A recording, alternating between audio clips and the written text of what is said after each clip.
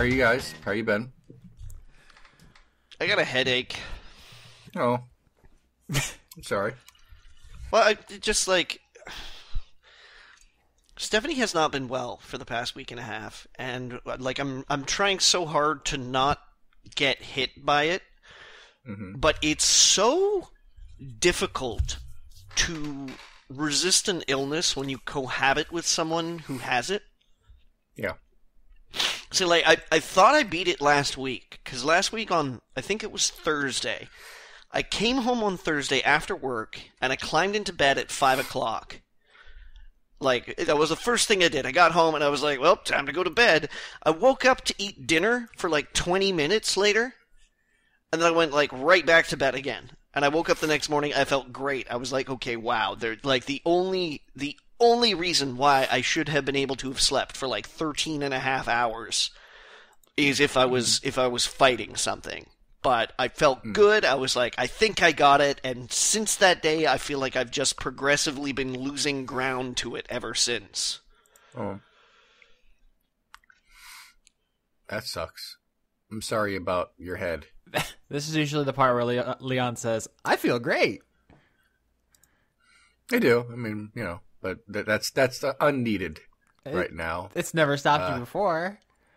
Well, you know, I'll try to stop. I mean, a little. That's okay. I'm allowing myself my medicinal glass of Word Funk wine. Okay. So that may not be good for me in the long run, but I'm sure if I make sure I rehydrate after this, I'll feel okay. That's good. Austin, how's your head and various other parts of your body? Sexy. Nice. Good. I like that confidence. Yeah. The confidence itself is sexy too. Thank you. I had my last exam today, so it's been a long day. I'm ready to wrap. What was the subject? Civil procedure. Ooh. After that, this show, and then I'm going to bed, and then I'm just not going to attempt anything with any effort until next week. I'm just going to take a whole week to chill. It's going to be very good. Cool. That sounds great. Good. That's good. I'm glad to hear that. I mean, it's done. We don't know if you did it yet, right? But it's done. Are you relatively sure you passed? I would be surprised if I didn't pass. That would be surprising to me. Yeah, okay. I assumed you'd be fine. Do you guys know that normally on Wednesdays we do a show together where we record it for people's enjoyment? Yeah. Are you aware of that? I've heard of this. A little. Do you want to try that thing? Oh, no. It seems like it's been a long time since I've had anybody enjoy anything I've done. No, which is garbage bullshit because everyone's in romantic love with your stupid D&D character. I have a folder on my computer of like 7,000 pieces of fan art for Drop. Yeah. Good old sad Punch Boy. So what do you guys want to talk about this week? I have a little sticky note I keep at my desk, and throughout the week when I think of something that I might want to talk about, I write something down, and I have... That's smart. 2, 4, 6, 8, 10, 12, 14 little messages for myself here. Which is like fascinating. A month's worth of content. But if you guys want to just hang out, just like explore the atmosphere, you know? just let it happen organically. Yeah. I watched a bunch of movies, but we're calling it one for this year because it's being submitted to the Oscars for possible consideration. So we're calling it a new movie. Are we doing like best of the year wrap-ups or anything? Usually we do at least a Game Awards special. We didn't this year because the show was just an unrepentant trash fire that I could not sit through. Right. But are we going to do anything like that? Yeah, I mean, in a couple of weeks we can definitely do that. Okay. I don't see why not. Who's going to stop Chevalier? Chevalier is about it's kind of a comedy, but it's also sad. It's about a bunch of guys and they're on like a boat trip together, you know, just having fun, being dudes. And they're like playing little games to pass the time. And one of them does well in one game, and then another one who is competitive says, "You may be the best at this game, but that does not mean you are the best." And then he gets all like cocky and he says, "I propose something," and then Uh-oh. the trip. Leon. The trip. Yeah. Do they play the most dangerous game? No. It's not nearly so gross. It's more silly than it is like dark. It's basically what happens is they decide to play a game in a series of games, and not just games, but also like constantly judging each other over the course of the next few days on everything that they do, how they speak, how they wear their pants, and everything like that, and determine who is the best among them. And it's like, how do I put this in a way that doesn't sound dumb? It's obvious commentary on how relationships, particularly male relationships, in like finger quotes here, Western culture, work.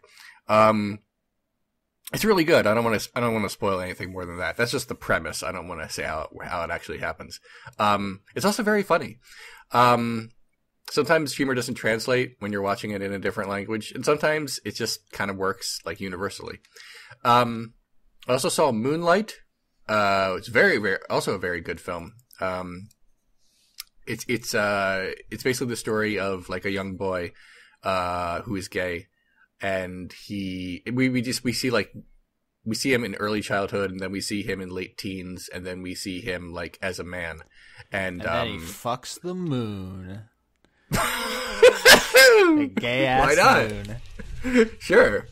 I mean, that might happen. I don't want to spoil it and say whether or not that happened. Best Picture 2016. But it's really good. There's stuff in there about sexuality and also race, and it's just really good. It's just a really, really solid movie that I thoroughly enjoyed. Also, I'm rewatch because I'm doing an episode on the Dark Knight trilogy. Not so much about like the movies themselves, like whether or not they're structured well, but more like the philosophies of individual characters. And So you're like, rewatching the Batman movies then? I'm watching the Dark, the Nolan trilogy. Yeah, exactly. And like when I watched them, I was like, yeah, these are pretty good. And then like years later, I'm like, those movies were dumb. They weren't that great. I like the other Nolan movies where he's not doing superheroes. But lately, I've been so disappointed in superhero movies. They've become very, there's a Marvel formula basically, and half of the Marvel formula movies are fine and just don't make any significant impact, and the other half are pretty good.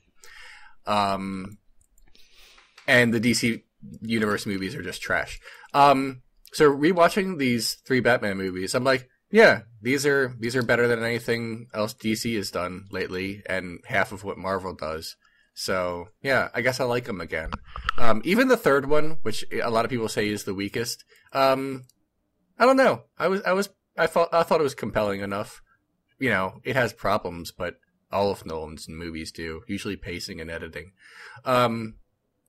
But yeah, I've been watching a bunch of movies lately, and I have not yet been disappointed by a bad movie lately, so that's good. And that's it. That's what I've been watching. Cool. I mean, I played a bunch of video games recently when I should have probably been studying, I guess, but I don't. Sure. I don't do that, so Yeah. I don't know how much we want to get in here, except to say that my friend Clam, who I've spoken about on the show before. Yes. More Clam stuff, please. Yeah, Clam recently sat down and played That Game Company's Journey, and it was transcendental both for him experiencing this beautiful game and for me witnessing it, because he didn't just like sit there in quiet awe at the majesty of exploration and nature and sand physics and Austin Wintory's Grammy-winning score. He was like, you know, damn, look at that cape. Memes. Like it was just, first of all, it was a scarf, but I think he kept calling it a cape. He was like, damn, I'm straight stunting on that cape. And he was just like having an absolute field day with it. He's like, look at this motherfucker sliding down this dune. This is some dang shit. Like he was just like, I wish we had been streaming it, because it was like he was so full of childlike joy and wonder that he like elevated it like a whole new experience for me, because I played it and I was like, wow, this is a really deep meditation on the circular nature of existence and the quest to find oneself. And he was just like, hell yeah, look at that. Oh, who's that? Is that a friend? Oh, come on, my man, what's going on? It's a quest. And he's like found one of the other people that it randomly pairs you with, and he was like really into this guy. It was like the whole thing had just like this weird serendipity to it, because he wasn't even planning on playing it. He just came over. I don't remember what we were doing. I was playing a different game, and then another friend of mine was going to play Journey, and he got bored of it. And it's like Cam was like, let me try. Like, I want to run around this desert. And he just like got so engrossed in it, and it just all came together in such a perfect way. And he played through the whole thing in one sitting and just like went on a quest. It was like super intense. He was like screaming at the monsters and flipping out, and when some of the climactic stuff at the end happened, he like turned to me like mouth wide open, just like in such like, people today are so detached and ironic. They feel like they can't be vulnerable and like feel genuine strong emotions to people sometimes, and he just has none of that. He's just 100% like raw all the time. And it was... I respect that, but I also feel like we need to monetize this somehow. We have that conversation like once a week. We're like, we should put cameras in his house and stream it or something. We should start some sort of Snapchat or something. I don't know. Sell ads on him like a NASCAR driver, so when people look at him, he pays for himself. But it was, playing Journey or watching him play Journey was just as good as playing it for the first time myself. I'm really glad that it's still like people are still discovering it, even like 5 years later. It's a pretty cool video game. Damn. Word up. So there's some other PlayStation Plus stuff that came out. Nothing too substantial. I haven't really dug into a lot of those games to talk about them at length, but there was a free-to-play game that came out. I think it's only on PS4. It's the new Suda 51 game of No More Heroes fame. I think of Suda 51 as like one of the trio of Japanese auteurs, along with Hideo Kojima and Swery65, as like they're the directors of like really strong, unique visions that you can tell that's them from a mile away. And this game is called Let It Die, and it's a roguelike with many of the gameplay stylings of Dark Souls. It's essentially you are climbing a tower, and it's like I don't know how many dozens of floors, but that's the whole game. And when you die, there's like significant penalties in the sense that you lose like items and stuff that kind of represent most of your progress. And the payment elements are, you can buy, I think they're called death medals, which are like in-game currency, which allow you to revive when otherwise you'd have to start a new character and like go through a process to maybe reclaim your dead character and stuff. So I don't like that. Yeah, it's like, I know Suda 51 is like one of the few video game things you care about, Leon, but it's like free to play Dark Souls is probably the least interesting sentence for Leon. Okay. I mean, it's just for PlayStation 4, right? So free or not, I can't play it. True. But it also has a skateboarding skeleton called Uncle Death, which sounds like something you would enjoy. It does. I would excuse me. I would enjoy that very much. But again, there's literally no way I will ever be able to play this game. Yeah, I know. A skateboarding uncle. Yep, that's the weird part. There's a lot of clever stuff in there, because I think it's easy to dismiss it as free to play Dark Souls. But one of the cool things about it is that it has this framing device of it being a character in a world playing an arcade game. And the game is the arcade game, so like you doing microtransactions is like putting quarters into the machine, which is like, I mean, it's an excuse, but I just think it's a cool thing that they did to kind of give it this arcadey feel, which carries over to the gameplay, which has it's this like almost like addictive element, like just let me climb one more floor. It's like almost like an arcade feel, like back in the day. It's like, oh, I just gotta get through 2 more screens, and then there's that kind of ebb and flow to it that should be familiar to people who like that series. But then there's just the Suda 51 wackiness on top of it, just a bunch of weird out of place gore and like just like jokes that barely translate, and metal music iconography. It has a pretty sweet soundtrack. I don't know how I'm going to feel about it, or if I'm going to finish it. Like after, I feel like I'm going to hit a point where I'm like, this is good, but I just died and I don't want to pay any money. So I think I'm going to walk away. There's like a point where I wish it would almost be like, do you want to pay $60 to just own this? Like, get the free got me in the door. But now I'm here and I like it, but I also don't want the constant looming financial stress of the system they've built. Well, not to sound like everybody's grandfather, but that's how they get you. Yeah, I know my brother was saying that, like, oh, he would play it if it didn't have microtransactions, and I said to him, if it wasn't free to play, you would have never heard of it. Like, I wouldn't be playing it now, and you didn't hear of it until I showed it to you. So, like, literally, it's doing the job it was supposed to, which is to get people in the door. So I can't, like, that's not like I can blame them. Like, no one would have bought this game for $60. But now that I've played it and I like it enough that I would, I'm not going to. I don't know. It's a catch-22, I guess. And I don't know. I don't know what the solution to that is, to bring new IP into the world and make it profitable. But skateboarding skeleton, which is pretty cool. Johnny? Mm-hmm. Did you touch stuff? Oh, you bet I did. Leon, can you edit in Touch Me by the Doors here to intro the new touch segment? Oh, absolutely not. I was really hoping that it was going to be, after years of research, it's finally paid off, and I discovered that you can touch this. Mm-hmm. MC Hammer is acceptable as well. Yep. All right. Okay. But just Leon's badly dubbed voice. It's like, can touch this.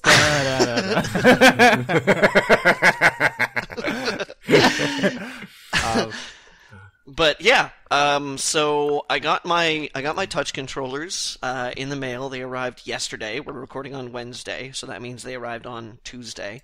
I didn't get as much time to thoroughly go through them and you know, try everything about them, because we record Dice Funk on Tuesdays, and then I wasn't feeling well yesterday too, so I only got probably about maybe between an hour and a half to 2 hours with them, which is plenty of time to get a feel for them.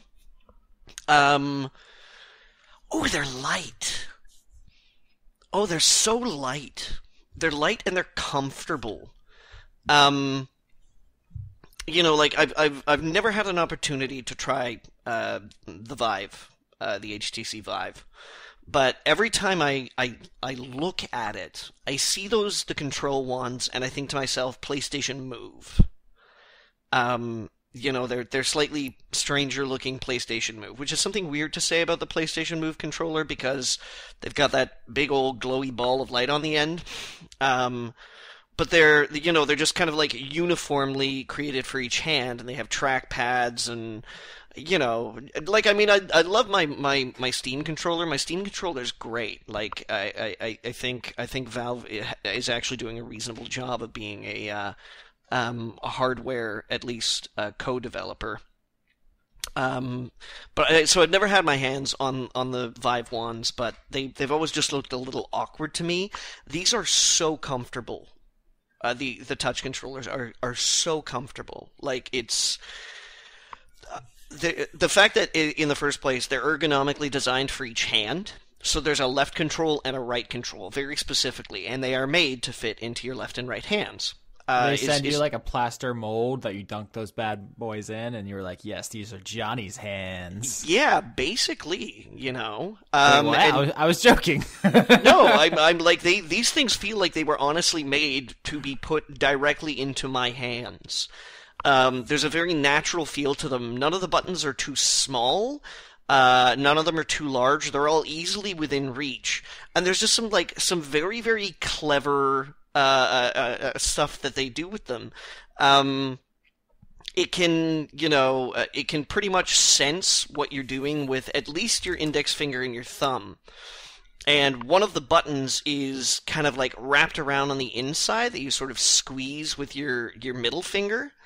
So, you know, like, kind of like if you were holding like an Xbox controller, if there were buttons on the bottom, that you could hold on to with your middle finger as you hold it. So your index finger's on the trigger, but because there's no middle of the controller, your finger just wraps around. So it's like the grip controller is just this button. So you just kind of like squeeze with your middle finger, and then your virtual fist closes. And then there's a sensor on top, too, where you rest your thumb. So you lift your thumb off that sensor, and your virtual hand lifts its thumb up. So it's very easy to make finger guns. Optimal. Which is fantastic, because as soon as I discovered this, in an application that was letting me shoot lasers out of my fingers, I spent like 10 minutes just shooting lasers out of my fingers, going pew, pew, pew, pew, pew, pew. People say VR is a novelty. I would never get tired of that. I would be shooting lasers 24/7. I had to force myself to move on. And really, the only game that I had an opportunity to look at, because sort of once I jumped into it, I was in, was and if you follow me on Twitter, you may know this, Super Hot. Super hot. Oh yeah. So it's crazy good. I think throughout the rest of the show, I'm just gonna go super hot over and over, like the game does. Feel free, because right now that's just like a shot of adrenaline in my brain. I get such a great physical response from that. You and I tried to explain this game to Leon off mic like yesterday, and I think we sold him on it, but it's such an elegant idea. Yes, yeah, it really is. But just the fascinating thing about it in VR is how weirdly visceral this activity becomes. Because I've always sort of felt like when you play a new first-person shooter, it's a battle to renegotiate the systems that game has created with how your short reaction muscles remember like the last one that you practiced. Because everyone is just like a little bit different. The movement's a little bit different, the guns are a little bit different, you're dealing with different distances, classes, etc.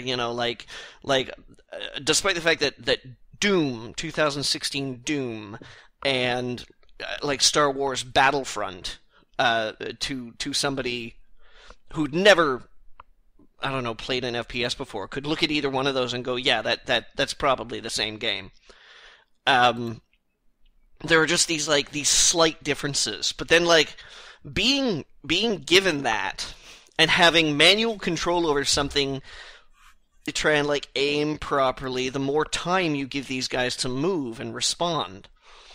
I should have explained the premise of the game at the outset, but it's a game where the enemies only move when you move, so it kind of simulates the John Woo bullet ballet kind of choreography. Yeah. So a level will start in one of several ways. It might start where it's just you're given a silhouette of something, and as soon as you grab it, then everybody else appears. And then you have to suddenly be oh, okay, well, I guess this knife I just grabbed has to go through your face. But when you get to pistols and things like that, it's about moving the least amount that you possibly can to give them less time to work. And the same with throwing things and stuff like that. And you have to physically twist out of the way and duck and move. And when a guy fires a shotgun at you, you stop and you have to be okay, so where's the hole in this spread? While worrying about the dude who's right behind you, or off to your right or something like that. Ducking down behind an airplane seat and blind firing an Uzi over the top, just wondering if you've managed to hit anybody with it. It is pretty much what I expected it to be. But the most remarkable thing about it is how responsive I am, physically, to the stimulus. I live in a cold apartment. We have something wrong with our windows. We get bad condensation every year. Heat leaks out of this place. Other people in the building who probably spend way more electricity on heating than us, because I get home in the wintertime and I put on like 3 pajamas and like 5 hats, and but people say that our hydro bills are through the roof. Sorry, hydro bills. Electricity. Yeah, the BC. I actually looked that up because when I was thinking about moving to Canada. What is the difference between this? I'm sorry, go ahead. Well, it's the BC, the power company in British Columbia is called BC Hydro, because a lot of the time, a lot of our electricity is provided hydroelectrically.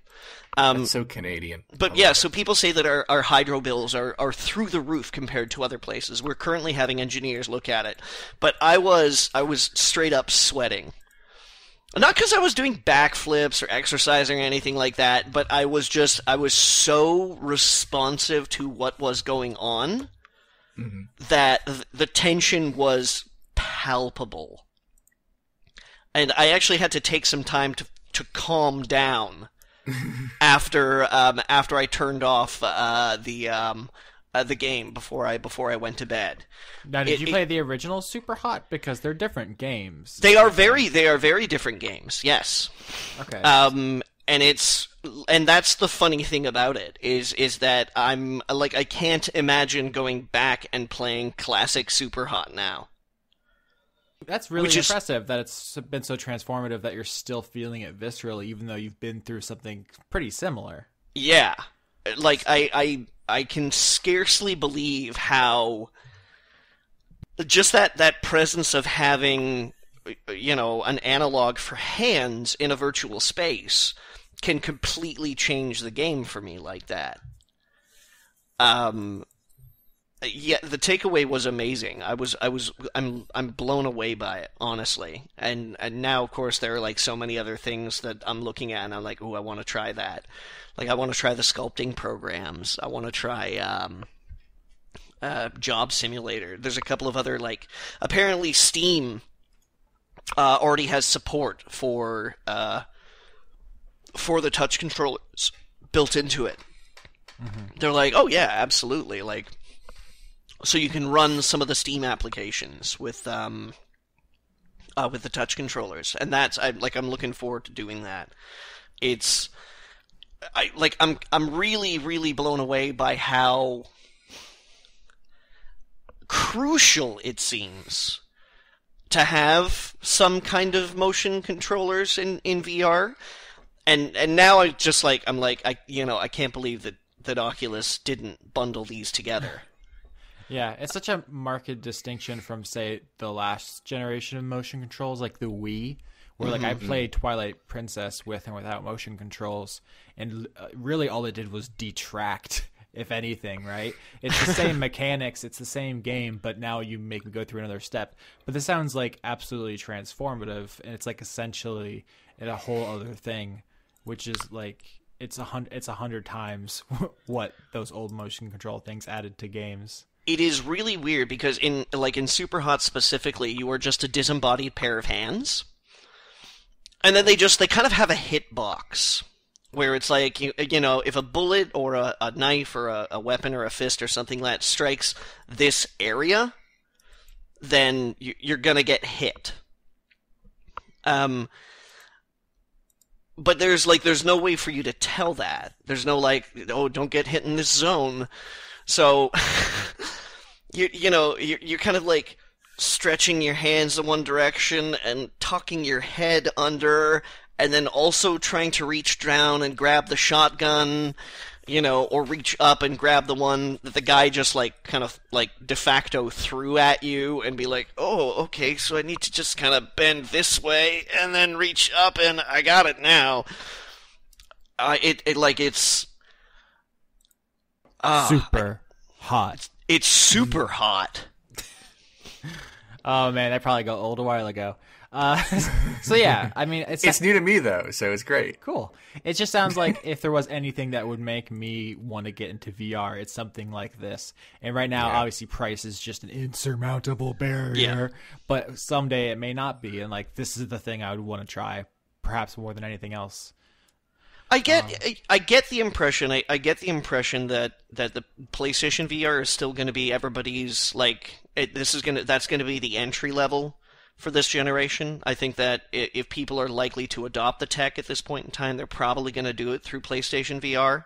Yeah, and you'll play like weird slices of other games, like the Batman experience where you just throw things at Alfred, or the Final Fantasy one where you just sit in the car, or the Star Wars one where you're stuck in a we'll fighter. see. We'll see how people respond to Resident Evil 7 because that's going to be VR. Yeah, and but I think that game's gonna be good without it as well. Unlike, I mean, very possibly, but you know, like there are good VR experiences and there are good games, but they're not necessarily the same thing. I just got legit shook by the concept that I am anticipating a Resident Evil game. I just had like a disassociative experience realizing that I am that person who thinks the next Resident Evil might be good. But yeah, even I know it's not going to be. Come on. No, So I guess final thought on the touch controllers is that I'm really pleased that I waited for these because they feel and they work really well, and I'm sort of super excited to see like where they go, what happens with these things. So there are a bunch of other games that I want to try with it. Bunch of other experiences and stuff like that. Although it's Christmas, so I'm not going to be blowing a whole lot of money on games right now. But we'll check back maybe in a couple of weeks or a month or something and talk about anything cool that I've found with them. So. I'd had another video game thought. Finger guns, though. Yeah, that's very good. Do you guys want to hear that before we get away from the subject of video games? I will hear your thoughts. So I've said before that I think one of the things that interests me most about video games is the development process. I've been really hungry for like documentaries on it. And there's Indie Game the Movie, which is very much about the people. And then there's the Double Fine adventure documentary, which is behind the scenes and it goes over some business and art stuff. But it's not as transparent as maybe I would have liked. It's very good, but I kind of wish there's some things that I got to see that I didn't. A little more nitty gritty. Yeah, like I'm that kind of nerd who wants to see like the balance sheets and stuff. But so I'm still out there looking, and I found a pretty good one that just started on YouTube. It's called No Clip. Have you guys heard of this? No. All right, so it's a Kickstarted or a crowdfunded documentary series of about video games. So far, they've done Rocket League and Doom 2016, and these are like video game journalist people. I think I don't remember their names off the top of my head. I could look it up, but I just started getting into this, and the two that are out for Rocket League and Doom are very good. They go into like a lot of the stuff I like about like numbers and like servers, especially with Rocket League, about how they launched and it was like the game was too popular to be profitable, and like what that was like. In Doom, they went into the soundtrack a really, really good way. The composer, because video games are often composed by people who don't play video games, as I'm sure you imagine.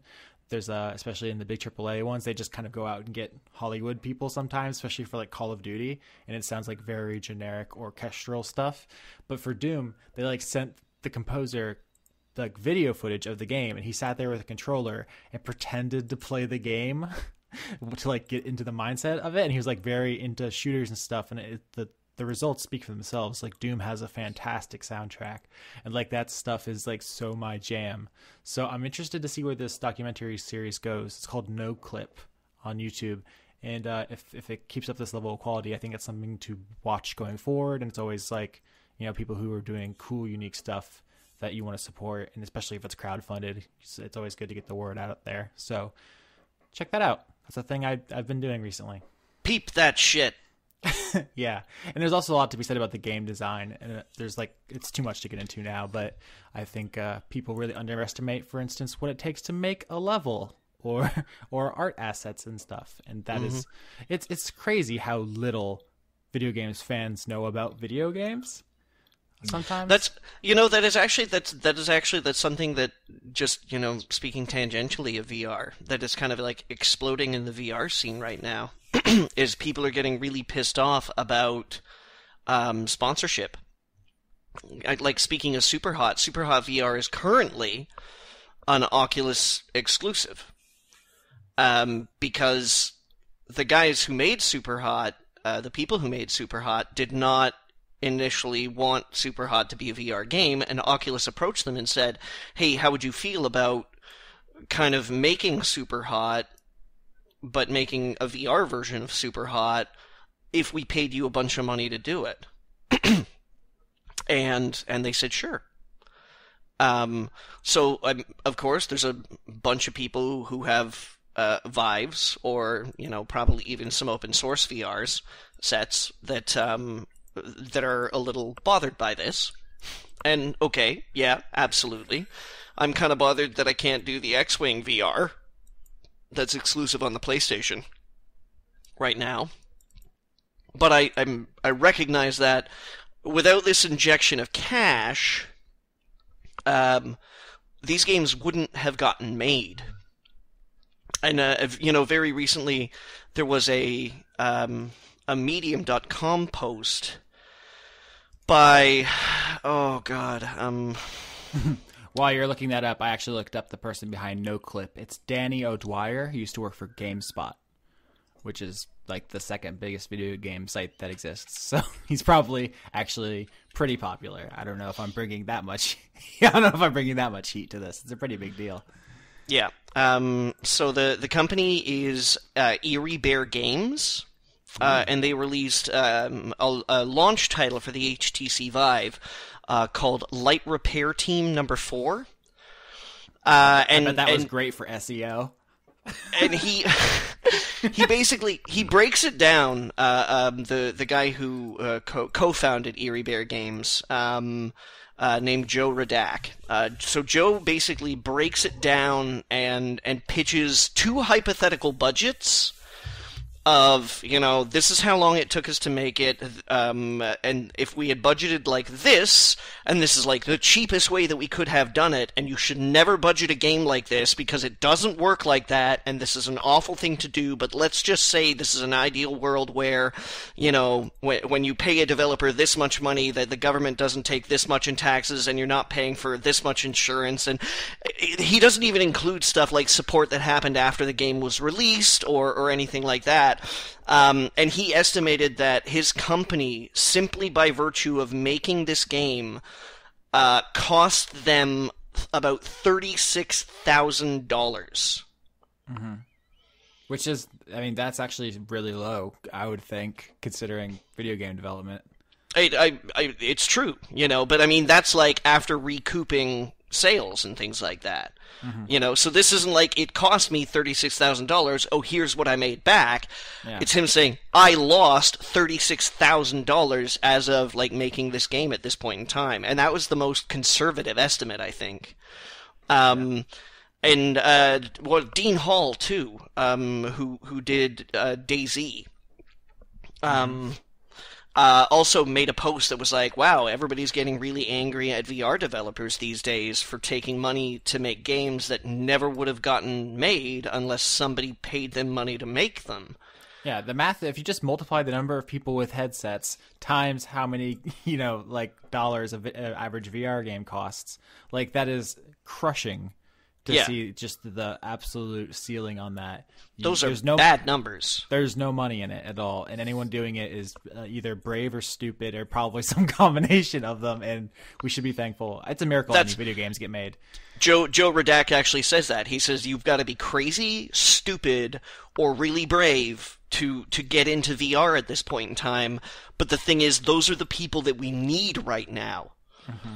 And we need these people getting paid to make these games, or else we're never going to see that clutch moment where suddenly somebody creates something so amazing, so incredible, that everybody says, oh my god, I have to get a look at this. Because right now, the tech is only as good as the content. And that's true of anything. Like television is only ever as good as the stuff that you get on it. It's why back in the 1990s, everybody was like, "Oh, I don't think I'm gonna have TV anymore because it's so vapid, And now everybody's like, "Oh my God, did you see Westworld this week?" That's how it sounds. And the same with movies, video games, novels. The content is the only thing that will lift your medium up. And perhaps more than any other medium, content is very expensive in video games because extremely, especially in 3D. You got and what you're saying exactly. I sort of feel like it's amazing how little enthusiasts. Because I refuse to use the word gamer anymore because it turned sour in my mouth so many years ago. It's tainted. But it's amazing how so few enthusiasts actually know what goes into making this shit. Yeah. It's amazing just knowing somebody who works in video games and just having a conversation with them about this shit, how that can lift your comprehension of what it actually means when a company says, "Hey, we're done. Try this." Yeah. Most people will never ship a video game in their life because it is very difficult to do. Yeah. Yeah. We've talked before about how I never use the word lazy in video game reviews because it's objectively untrue most of the time. Yeah. It's it's quite an undertaking, but that's enough video game stuff for this episode. Methinks. Yeah. Let's talk about something else. I went to my company Christmas party this year. Nice. Great. Let's talk about it. How was the eggnog? There was no eggnog. Then but people kept passing me free drink tickets, so there was a lot of red wine. Nog or GTFO? Nah, sorry, Austin, no nog.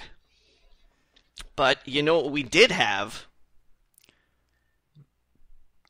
No. And I'm like, this is how this was advertised to me. Mm-hmm. Dueling pianos. Okay, so how's that work? 2 pianos enter, 1 piano leaves. Well, I figured that it was going to be like a dueling banjos situation, right? Like that we were going to get this 2 guys with pianos that would pull like a Donald and Daffy Duck out of Who Framed Roger Rabbit with maybe less homicidal violence. But these 2 guys with pianos showed up and just took requests. It was... But they didn't play at the same time? Oh, yeah, no, they played the same songs, but it was they just... It was 2 guys with acoustic guitars, just playing more than words, Oh. And you know what they call themselves, too? I would like to know. The Rocket Men.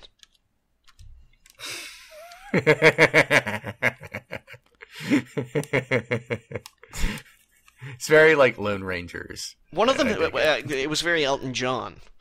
Well, I know, but one of them had a really sweet suit jacket, but by and large, it was just like, hey, somebody requested we play Billy Joel's Piano Man. Here we go. And that was it.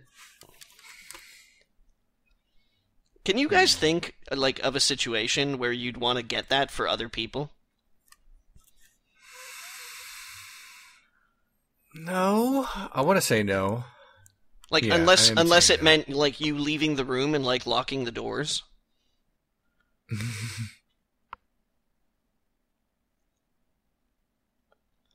It was unenjoyable is what I'm trying to drive at here. I believe you. And I love the piano. Piano's a great instrument. I did some other exciting stuff this week, but most of it was tainted by a headache. Johnny, if you have exciting stuff to tell us, I implore you, do it. Tell us the exciting stuff until I can't take any more. Go. Pour it on us. It wasn't really. Okay, you really built that up. No, I just, I watched some stuff. What else did I do on the weekend? I did something else on the weekend, but I can't remember now. I should really do what you do, Austin, and like keep a notebook and things like that. Because most of the time I just freewheel these. Yeah, for example, I have my sticky note here in front of me, and one of the phrases written on it is finger condoms. What about them? Someone said to me this week they should make condoms for your fingers, and I screamed at the ceiling repeatedly. They're called gloves. They're called gloves, I screamed over and over at 3 o'clock in the morning. But they do actually make finger condoms. I think they're called gloves. No, I mean like they actually make finger condoms. People in kitchens use them. Because if you get a wound, if you get cut or something like that, they have to be able to dress it, and then at the same time they also need to make those fingers like waterproof so that if there's any seepage through the bandage, that it doesn't like get in people's food or things like that. So they actually have like these little like rubber things that go over your fingers to like keep any infecting fluids out. Yeah. The medical thing you're talking about is called a finger cot, C-O-T, and I recognize that it is what we're talking about. It's exactly what we're talking about. It is, but there's also just gloves. Yeah, that's true. It's just part of a glove. It's like, hey, here is part of a glove. It's just all it is. I don't know. It struck the phrase finger condoms. Because you do get gloves sometimes that don't have finger holes on them, or finger sleeves, I should say. Just for like your palm, fingerless palm. Okay, I know fingerless gloves. They have palm coverings.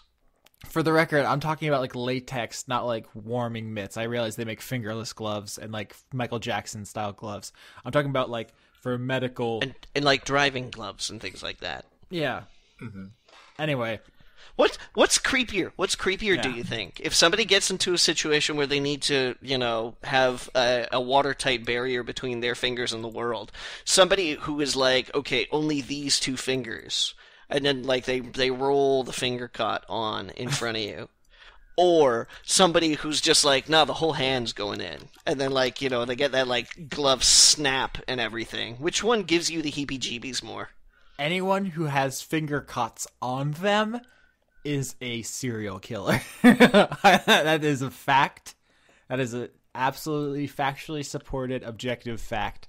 Please don't carry finger cots on you. They're called gloves. But you would think that a serial killer would have gloves instead. No, it's a like a all widgets are wanjets, but not all wanjets are widgets situation. What the hell is a wanjet? It's it's the Venn diagram where one circle is inside this circle. So like all serial killers don't necessarily wear finger cots, but all people who wear finger cots are serial killers. Austin, Leon, do you have any idea what he's talking about? All I'm saying is the phrase finger condoms struck me as very strange to come out of a human mouth, and I didn't like it. I didn't care for it. Oh, come on. You've heard weirder things come out of a human mouth. I mean, it was the same conversation did have the phrase cum prison, so, but that one's impossible to explain, and I refuse to. Oh, your deafening silence tells me. Have you guys been watching Westworld? I have not. We went over this. I'm definitely not going to. Are there cum prisons in Westworld? I don't know. That's where my mind went. Okay. I mean, it sounds likely. No, I haven't started watching it yet, actually. That's fine. Sometimes I feel like I'm in a cum prison. Aren't we all, though? No, I'm just fucking. Is that just... I'm on, like, the verdant fields of cum. Is where I am. I'm like, it's everywhere. I feel like someone needs to write like a treatise on like masculinity. It's just called The Cum Prison by Professor Balsenshaft. It's just like the seminal work in the field. Oh, I remember what I wanted to talk to you about, Austin. Oh, please. Cum? It reminded you that this is a good sign. I've progressed. I'm worried that this reminded you of something. I have progressed to, I think now, the 4th season of The Walking Dead. Oh, I'm sorry. In my kitchen show. Yeah. And I'm really proud that I made it past the second season again Yeah. because it was awful, There was and a it was barn. even worse a second time. Yeah, not to derail you, but they just confirmed that Sasha is going to be the star of the new Star Trek series. Apparently, did you guys see that? Who? Sasha? From Who? The Walking Dead? Has she not appeared in season 4? I'm like only on season 4. I'm not Okay. through season. There's a 4. character in The Walking Dead named Sasha who has apparently been cast like today, or it was released today, Okay. that she's going to be the lead in the Star Trek Discovery. Yeah, did you guys hear a couple weeks ago that like Fuller's out now? Yeah, Yeah, we talked about about that because that. I was done. Because I'm not doing No, anything. I remembered us talking about him not being like showrunner anymore, but I Right. don't know if we talked about him being out. Yeah. Oh, is he out? He's out. Oh, Like what hap- apparently I- they're we- not. Apparently they are not taking anything else from him except what he's already given. So like the first 2 episodes are written by him, Right. but he's not even executive producer anymore. Apparently, Why? Did they say why? Or I don't know. I know that he said he was just sort of like, I guess they needed somebody who had more time to give to it, and that's not really something I have right now. So I mean, I doubt he hope would they be able to use go some into of my details. ideas. But yeah, I was upset to hear that. damn. You know who else is out? You, Yep. Nice. Nice. of course, Leon and I are still in. Yeah. I mean, I it seems like a creative differences kind of behind the scenes. They wanted something more accessible. He's fucking Brian Fuller, you idiots. So I know. kind of Like, what? disagreement. But yeah. Anyway, the actress's name, I just looked it up, is Sonequa Martin Green. She is a character in The Walking Dead, and apparently she is going to be the lead in Star Trek Discovery. That's the news. Back to your story, Okay. Johnny. But yeah, I'm actually it's better. Yeah. It's better than it used to be, which I'm feeling sort of like almost optimistic about, but Yeah. I still keep waiting for it to go bad again. Austin, does it go bad again? Yeah, a little bit. It's not a great show. I'm just invested in a couple particular characters. So Yeah, that's yeah. I just it kind of amazes me that it caught fire like it did. Yeah. Like, how is it that they have a talk show about this show that airs right after this show? it hit at like the perfect time in the zombie craze. Plus, it was just like relatively very well made for a TV show, and there's also a lot of just like culture to it. Like, I don't know. There's not a lot of like heroic, like Southern strong men. No, but there's a lot of white people pontificating about the existence of God. And I think that actually hurt it in the long run. I think a little bit of that might have been fine, but the extent of it actually probably turned a lot of people off. I hear the ratings are like significantly down. I've heard right now their ratings are as bad as it was when they hit the 3rd season, which is exactly when I left. But I think like characters like Daryl like hit a note for people who hadn't seen people like him on TV, and then just like zombies were really hot, and so there was like a confluence of stuff, and it was pretty good in the first season, and then it was just Right, like right. became a thing, and then it's used that momentum to survive being bad. Right. I get you. can't believe we're still talking about that fucking show in the year of our Lord 2016, huh? Yeah. All right, drop it. No, it defies. Just I'm impressed that it has. The Oh, okay, yeah, I do know Sasha. Sorry. Uh-huh. All right, fantastic. She's going to be in Star Trek? I'll watch that. But, I mean, it wasn't like I wasn't going to before. Woohoo! Sold. We're about an hour in. What do you guys want to do? Do you have any other topics? I have topics. There's questions. What's up? I kind of Oh, I wanted to say something about. Okay. Go ahead, I, man. Oh, I was curious because for some reason I'm surprisingly out of the loop on Star Trek Discovery because that was a thing I didn't know. Both of those things you mentioned. Actually, the cast is like really diverse, which is actually really cool.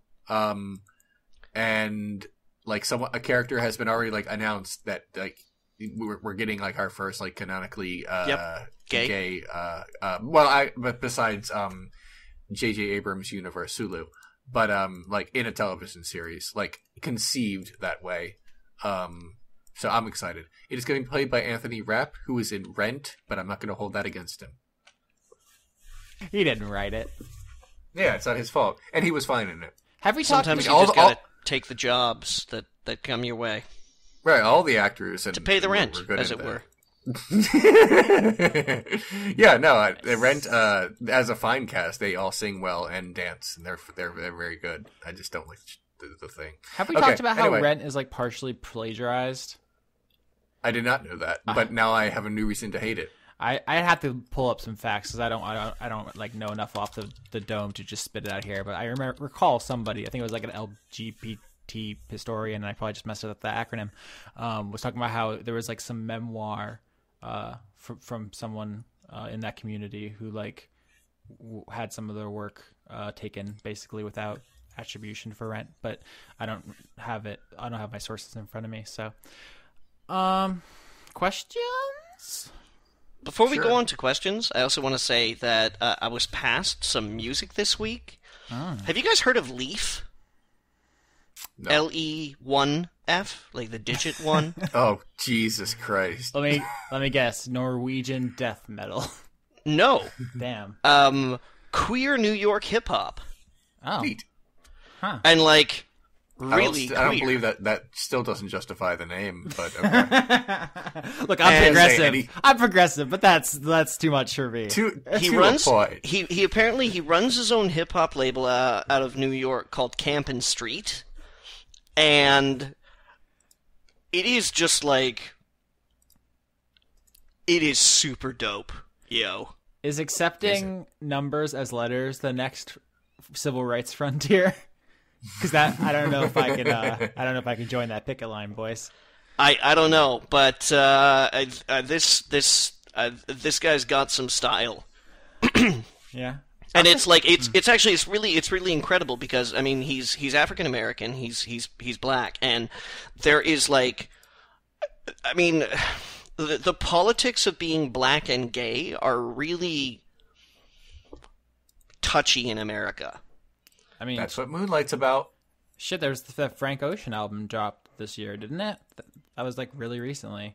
Like Yep. it's been a pretty landmark year for that, Mm-hmm. and just hip hop in And- general. But And so like it's just really refreshing to see someone black and gay just kind of like claim their identity like that shit. And he's been around for like years apparently, and some people even accuse Macklemore of like ripping off some of his sound for Thrift Shop. He had this song called What, spelled W-U-T, of course.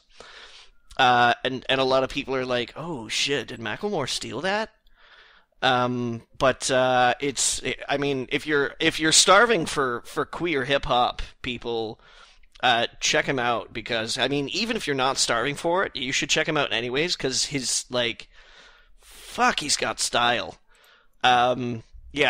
Leaf. I'm ready to move on questions. Oh, I just want to say one thing real quick. I shipped your Christmas presents this week, so get ready. Get ready for some pointless baubles to come in the mail. Like really ridiculously silly toy gifts. And that's it. thanks. You are welcome. If I bought you something meaningful, I feel like it would be weird. So I always get you very silly things. Yeah, Leon, you have a problem with sincerity and earnestness. I'm sorry. I'm just kidding. I bought a sincere, earnest gift for someone. But Not you. but No, that's fine. I like her more than you. Damn. No, seriously. I just, that's kind of what I do. Yeah. On Christmas. I get very silly during Christmas. I used to really hate Christmas, but then I was like, whatever. I just want to watch Christmas movies and look at lights and have some fun, and that's kind of what I do now. Yeah, That's how I roll. my thoughts on gift giving are on the record. So Yeah. I will allow you to troll me, Leon. No, you may or may not like it, but yeah. Basically, Don't hype it too much. I'm non-consensually celebrating Christmas with you. Yeah. Nice. I feel like I have to locate my collection of Stephen King books and send them to you someday. I have like everyone up to a certain point in like the 2000s. They're in a house in South Florida somewhere, and someday they will arrive on your doorstep, and you'll be powerless to stop it. No, what'll be That's weird is they'll arrive on Leon's doorstep, and you won't have even sent them. Yeah. Don't send me anything anytime soon, as I am moving very, very soon. I'm like signing the lease to my new place tomorrow. Oh, I'm excited to hear all about it. I'm paying a security deposit and the first month's rent, and then I'm shaking someone's hand and leaving. Yeah. The end. Not the transaction, you goobus. I mean, for you to tell us about like, oh, here I am in Rhode Island. It's really No. I'm literally never going to talk about where I'm living on the show. I mean, I will tell you off air. Really? But for reasons. Oh, okay. Yeah. No, I guess for reasons I'll never be disclosing my location. Will you be ever. telling us for reasons that we might come and visit you, or are you moving to a place in which nobody would ever want to come and visit you? He's going to a Scientology compound. They finally got him. No, I hear the of rent's course. cheap. Of course, I will tell you guys, but I've already changed my Twitter avatar to not say Baltimore anymore, and I've already changed my Facebook profile to say the same thing. See, I've often thought about going to visit Austin, but he lives in Florida. It's pretty far. I mean, it could be very close. It's still bad. No, like if he lived in Portsmouth in England, that's pretty far. But I'd be like, yeah, let's go visit Austin in Portsmouth. Yeah, that's what I'm saying. You'd probably get eaten by an alligator. Question. Knowing my luck, Austin, I'd probably have like half of one arm get eaten by an alligator. Yeah, so you have to reflect on it. Yeah. Okay. Alligators are cruel. Yep. But not because they mean to be. Just because they have can't to help be it. in the world that we've given them to live in. I'm reading these questions, and are you guys okay? Hey, listeners, are you okay? Oh. Do you need? Josephina Vineyard asks, if Leon was made of bees, would you still love him? What if Leon was bees? I love bees. Bees are very special to me. Okay. I mean, what if Leon was bees? If Leon was made of wasps, fuck that shit. Uh-huh. Yeah. But Oh, I don't bees, blame you. I'm down with the bees. I'll give you all my honey. That's slightly erotic. It's supposed to be. I mean, they're soft and bumbly. I like it. I'm just trying to follow. Like, I think maybe we get a lot of joke questions, and that's fine. I mean, probably I don't read a lot of them, but I just worry about all of you. See, if Leon was made of bees Yeah. and we were friends, then I could be like, "Hey, Leon, go be that guy," No, because they and die. then he would be a guy, Not like be him single E, like double E, like go be that guy. Yeah. I think that's a quote from everyone's favorite Jerry Seinfeld movie, B Movie. Shit, no, fuck, erase this whole episode. That was an unacceptable. Austin, you just ruined Johnny, everything. Yeah, Johnny, you were just bumbling through that joke. I'm done. Bye. I'll talk to you guys later. Oh, I have to put an ending to this episode. I'm going to call it a stinger.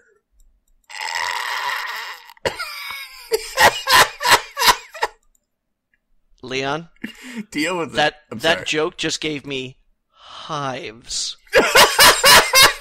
Austin literally left. Come on. Okay, he's back. You missed Johnny's best one, but you have to listen to it later. He's I think you broke the sound, Austin. He's broken. No, I didn't. I'm not broken. I was just trying not. I was trying not to listen to any more B puns, so I was purposefully insulating myself. Oh, okay. All right, well then let's move on. Are they done? Are they over? Is it safe? Is it secret? Is it safe? I guess so. I mean, I might come up with more, but Please for don't. the moment, we can continue. Professor Jade, our doctorate of questions, wants to know favorite anime/fantasy sword. Yeah, it's a thinker. Wait. I Yeah. Does that mean it has to be a sword from fantasy anime, or does that mean any kind of fantasy or anime sword? Like, are they- Anime/fantasy. Okay. Oh, okay. I so- take that as being either or. Yeah. Okay. Fair enough. I just wanted to make sure. Favorite 'Cause I don't know sword. Just say favorite sword. Yeah. Yeah. That works. The one from Highlander. Is The that one that big. sparks? No. The one where it gets like shoved into the ground, and then we get like a good shot of it, like in a sort of up close, and then other things are happening in the background. That's a really pretty movie. Can I just say that? Not like a great film. You're but, talking like, about the original, right? Yeah. Yeah, it hasn't Visually, aged very well. I just that you can have that opinion, and that is fine. But I watched it for the first time maybe 2 years ago. Oh, I loved it. No, I mean, just- I'm not saying it like it suddenly got bad. I'm just saying Okay. it hasn't aged very well. Like it exists on the sole grace that the like audiences in the 1980s were kind of willing to give fantasy movies. Mm-hmm. You know, where yeah, okay, so we're gonna make this movie about a Scotsman. You're gonna cast a Scotsman, yeah, as a Spaniard. We're gonna get a Norwegian guy to play the Scotsman. Okay. Like it's I don't know, there's something Here's the thing. time has done Like- something weird to it to me. That's completely fair. But here's the thing about Highlander. Every time Clancy Brown shows up in anything, I get very excited and I scream, "The Kurgan!" Yeah. Because he gets like he's not like a huge star, but he gets like tons of work. Yeah. A lot of voice work too. In fact, Yeah. a couple of weeks ago we talked about HBO's Carnival. hmm Clancy Brown is in that. Right, and I got very excited because And I believe I did say the Kurgan. And he does great. Great. I mean, he's also Cl- Mr. Krabs in SpongeBob, so someone had to say it. Alright, I love he- you. Clancy Brown does a lot of voice acting work. He doesn't do a lot of voices though. He just has a great voice. So we only need him to do the one. Oh. So you're saying the broadsword from Highlander is your favorite sword? Yeah, the one that says McLeod on it. Yeah. Okay. Johnny? It's pretty badass. No? I have one, and it's gonna out me as a terrible, unforgivable weeb. But in the anime Inuyasha, I'm just like, hang on. I'm gonna look this up. Inuyasha. there's the show is that the protagonist and the antagonist are brothers, and their father had two swords, and he gave one to each of them. And I can't pronounce their names or barely the characters. It's Inuyasha and Sesshomaru, I believe is the other character's name. And Sesshomaru's sword can only heal people, and Inuyasha's sword is like a super death sword. And so like their conflict is like, why did Dad give you the good sword and he gave me the bad sword? It's useless. I'm so much stronger than you. You only are strong. You're only strong because of that sword. And they have like all these inferiority and like brother issues and stuff. That's pretty interesting. But the healing sword that Sesshomaru has is really super cool, both in the way it looks and just like the application of it throughout the series. And like the Inuyasha has a ton of problems. It's like 1,000 episodes long, and the manga is 1,000,000 chapters, which is unacceptable. But for as long as I could stick with it, those swords are like my favorite thing about the show. I think those From what I can tell here, Sesshomaru's sword was called Exploding Crushing Fang. I think that's probably the literal translation. Baku Saiga. Inuyasha. Hey guys, you want to Google stuff with me?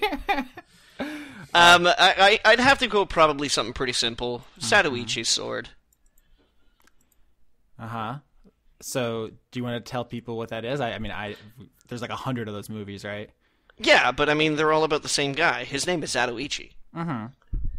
Zatoichi was a series of samurai movies that chiefly were made from the 1960s up until I think the last one with no,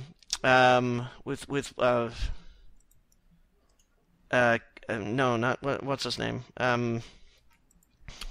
Oh God, the original actor Shintaro Katsu. Okay, that's his name. Shintaro Katsu. I think they were made. The last one I think was made in like the 1980s. So it was like the 60s to the 80s. It's like one of the longest running cinema series of all time. But there was also Takeshi Kitano did one in like 2001 or something like that. But it's a story about a blind masseur, a traveling masseur who like wanders around the countryside and gets into scrapes. And he's this like one of the things that I really like about him is that he's kind of a scoundrel. You know, like his only real means of income legally is that he's a masseur, but he also gambles and plays dice and things like that.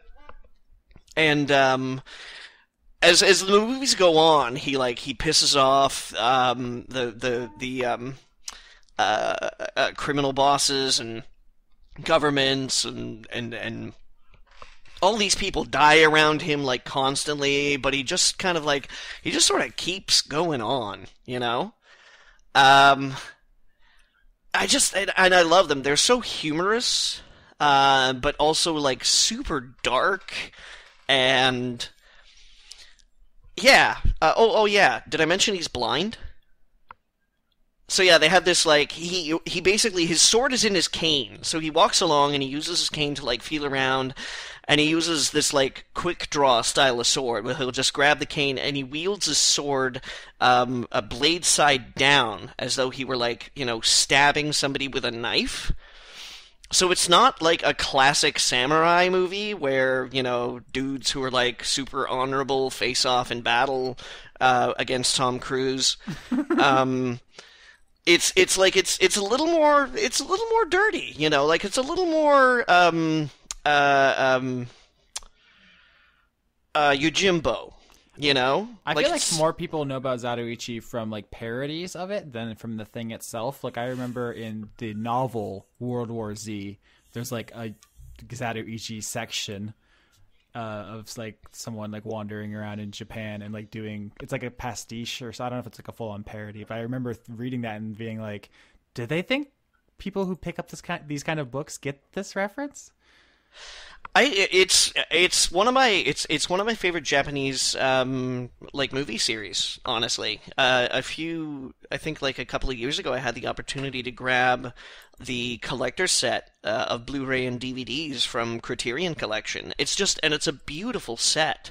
You know, there's a whole book about the history of Zatoichi and like all these special features, and it's fantastic, and they're really well-rounded, well-humored, well-made sword flicks, you know, about strangers, kind of like a stranger drifting into town and being a cad and a bit of a gambler, and, you know, but then, like, somebody crosses the line and it's like, everybody's gotta die! It's good stuff. I love it. And yeah, it's just his sword cane is just this, like, iconic thing for me. Mm-hmm. I looked it up, and the two swords from Inuyasha are called the Tessaiga and the Tensaiga, which apparently means iron-crushing fang and heavenly rebirth fang, literally, in Japanese. So where the hell did I get explosive crushing fang? It's probably a different and related sword. Like I said, Inuyasha went for, like, infinity episodes. There's probably other swords, like, related. Like, I honestly don't think I got too into this series. There's probably, like, more swords. Okay, I get you. I bet that they come across the third one. The Forbidden Sword. No, I'm reading right now is that the explosive crushing fang was a sword that was created from Sesshomaru's own body. Spoilers. Jeez. Yeah, I didn't get that far. His body's a sword. Listen, Inuyasha, I'm gonna need you to not. God, I wish that show had been shorter. Looking for questions. Silent Wind of Doom asks, what's your favorite Christmas movie or Christmas episode of a TV show? First one to say Die Hard gets kicked off the podcast forever. It's a fine movie. But no, my favorite Christmas movie or special is the Charlie Brown Christmas special. Mm-hmm. I've actually been watching a lot of Christmas specials just for fun lately. I watched the BoJack Horseman one and Moral Orel and Charlie Brown, and I feel like there's more. Oh, and Grinch. I watched Grinch the other day. I'm gonna watch Home Alone right after I'm done with this. Gonna eat gingerbread cookies. Production of A Christmas Carol tomorrow night. So I would like to see that first, and then I'll watch Muppets do the same thing later. Yeah. Sorry, I sort of like went too far. I was supposed to just name one. Charlie Brown. Charlie Brown. It's good. It's very good. I mean, the easy answer here is It's a Wonderful Life, right? Like, that's Sure. still holds up. It's still a great movie with a great message. But I think... Except what you really want to say is the It's a Wonderful Life episode of Family Business. No, that's not actually what I wanted to say. No, Family Matters. Sorry. Nope. You want to keep going? There's the Bill Murray movie, Scrooged, I think is highly very underrated. Nice. Very nice. It's a very fun, very anti-capitalist take. I mean, not that Of course it is, Austin. Yeah, not that the original, like, obviously the original has anti-capitalist message too, but I think they really ratcheted up for the 80s environment. It's very like, fuck you, Wall Street, and it's pretty funny. Yeah, we actually got the same question I'm looking through now from Jason Hall. Also asked everyone's favorite holiday season movie. A lot of people want to know. I think taking Rex, guys. Everyone's like, I've seen Die Hard 1,000 times, please. Yeah, here's the thing about Die Hard and its association with Christmas. Like, one of the very first episodes of Renegade Cut was about that very fact, and it was a big deal for me at the time because it got played on NPR. So I was very excited about that. I was like, oh, I made it. But like in the years after that, like in the past few years, like talk about Die Hard and Christmas movies has become obnoxious. And I'm not ashamed of my episode, but I think because I had to re-upload it to YouTube and not from Blip, that it seems like I just made it. Yeah. like last year. So people are coming in like, yeah, okay, Leon. Yeah, everyone knows. Like, no, you don't understand. I did this years ago. They played it on National Public Radio. It was a big deal. You said it before it was cool. We know. All right, I got you. What's up? Santa Claus versus the Martian episode of Mystery Science Theater 3000. Okay. Pretty solid. Okay. I think it's funny, though, that like this culture of tearing every piece of media into little bits and examining it has removed a lot of the joy of that kind of stuff, of the, isn't Die Hard a good Christmas movie? Like, now everything is so immediately dissected that there's like none of that anymore. Like, it's all been said. I feel like no one's going to have like a cool hot take on an old movie. I feel like I do, but okay. You have hot takes on new movies.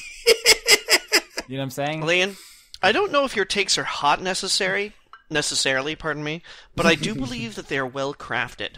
Thank you. When I sit down for your takes on movies, I feel like I'm being treated to a vichyssoise, where it's like, I spent hours making this soup, and yeah, it's cold, but it's supposed to be cold, motherfucker. Yeah, I had never heard of the movie you just did a video on with the weird goat thing. And, Altered States. Yeah. What in the hell was that? Yeah, what that was a Patreon request. Okay. Someone said, "Here's some money. Can you please talk about this movie?" I'm like, I guess. I mean, I guess it worked out for everyone, but yeah, never. Like, even I usually have at least heard of the movies that you do, even if I haven't seen them. That was like, I do like that you took a swipe at the concept of de-evolution, though. Always good for a dunk. Yeah.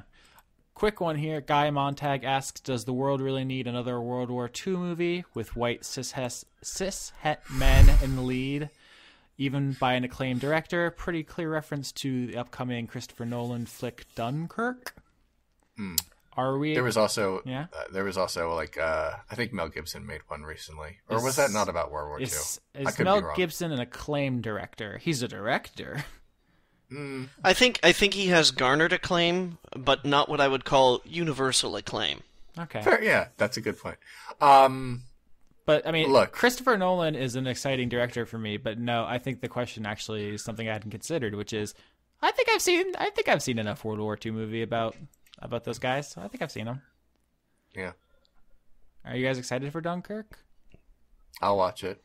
I'll probably watch it too, but I'm not like wetting my pants for that reason.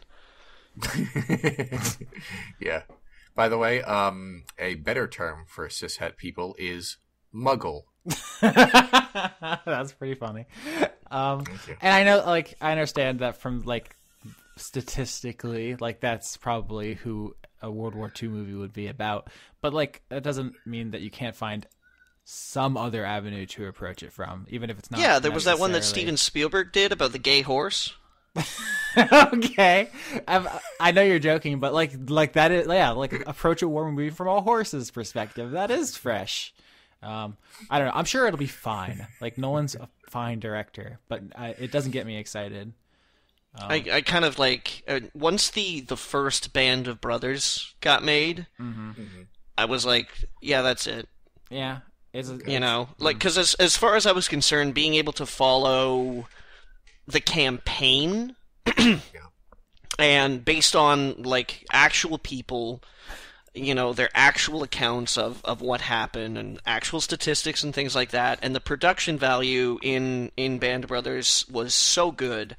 I was like, you can't top that unless you're gonna do like a 6-movie story arc. You know, and just that's fucking ridiculous. Like nobody should do that. It's the definitive work I think has been done, obviously, on it. yeah. Johnny, I'm sorry, but the definitive World War II movie is Captain America: The First Avenger. Ooh. See, Okay. and that's why you do the movie show, and I'm an asshole. No, my favorite World War II movie is actually The Thin Red Line. Really? Yeah, I Really? love that movie a lot. Really? Okay. Oh yeah. What are you really in? Aren't you? No. like- We've had this conversation before, Leon. Did we? Yeah, I think so. Okay, that's Okay. fair. I don't know. I don't. Terrence Malick is a whole thing. Oh, he definitely is a whole thing. It's Yeah. not even close to being a small thing. I don't know. I feel like Leon and I share some pretentious opinions that are maybe unpopular, but that's not Okay. one where I can get in that bunker. Tree of with you. Life was still garbage. I don't care what y'all You say. can just bite my butt. That's what. Yeah. I didn't want to go here, but yeah, that's where I'm trying. Yeah, Leon is That- you're. Oh God, I love Tree of know. Life so much. I respect. Like- I respect your right to be wrong. I'm kidding. No, you're good. It's bad. Have you guys ever seen Days of Heaven? No. Okay, Okay. Nope. it's very pretty. Yeah. I mean, no one. Okay. That's like I want to get into it, but we're out of time basically. No, that's okay. We can do another question and then we can go. Okay. Sorry. Which one's gonna be more fun here? Let's ask this one. Luke wants to know your future / imaginary child's name. If you guys had children, would you give them, and this is me editorializing, a fun, fanciful name, something Oh, God, no. reference, or would you just be like, "That's Bill.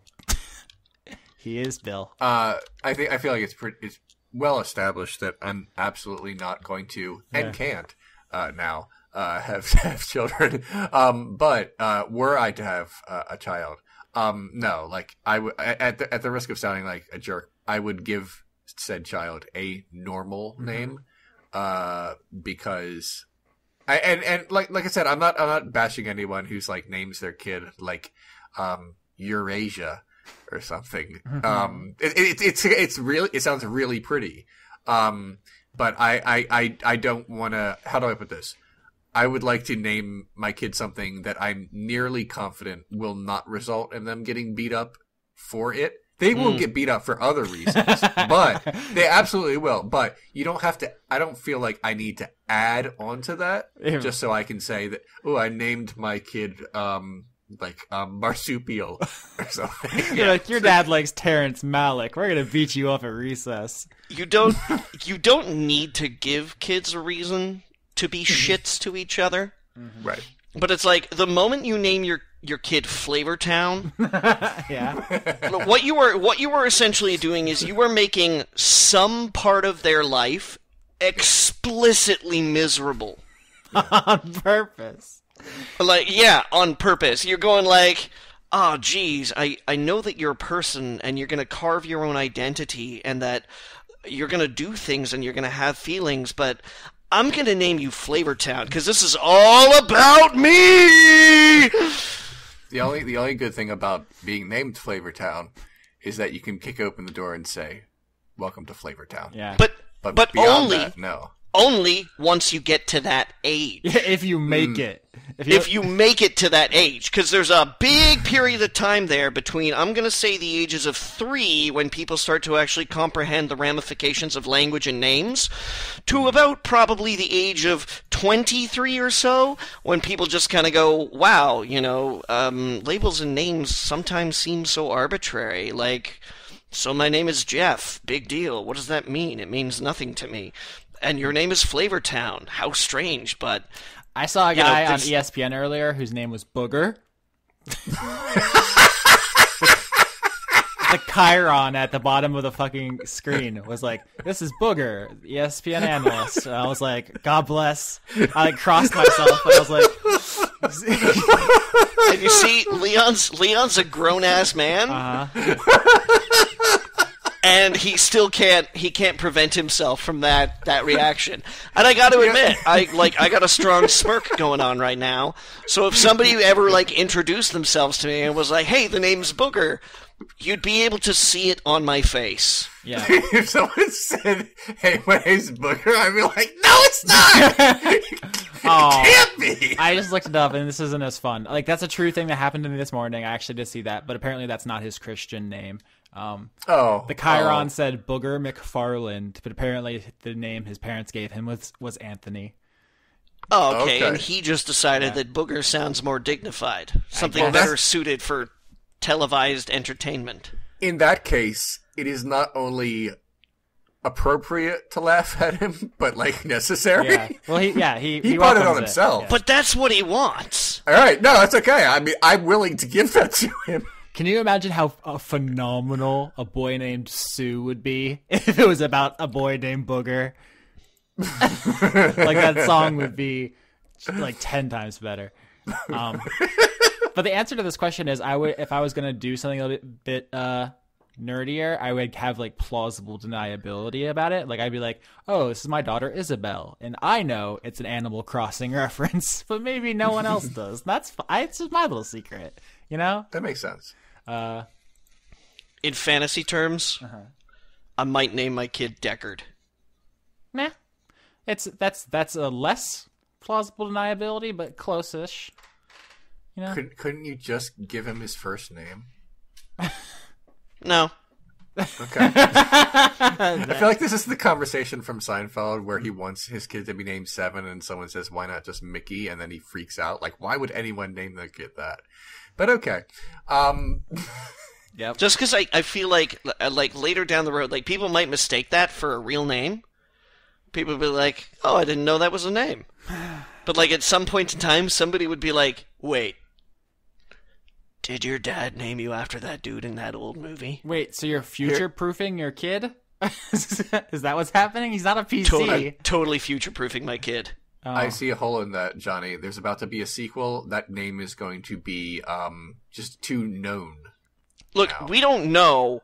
All right, we don't know at this point in time how present Harrison Ford's role is going to be in it. Still. And as of being asked this question, that name is not being too well known. So I reserve the right to change my answer if I don't have a kid before then. Okay. Good enough. Okay. We did it, guys. Anything else you want to say before we go?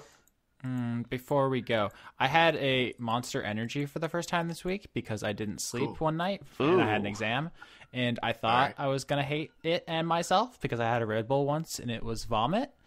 But Monster Energy, actually, it's probably all the sugar, but was surprisingly tasty. And that's Austin, yeah. Why can't you just like coffee? I drink Monster as well.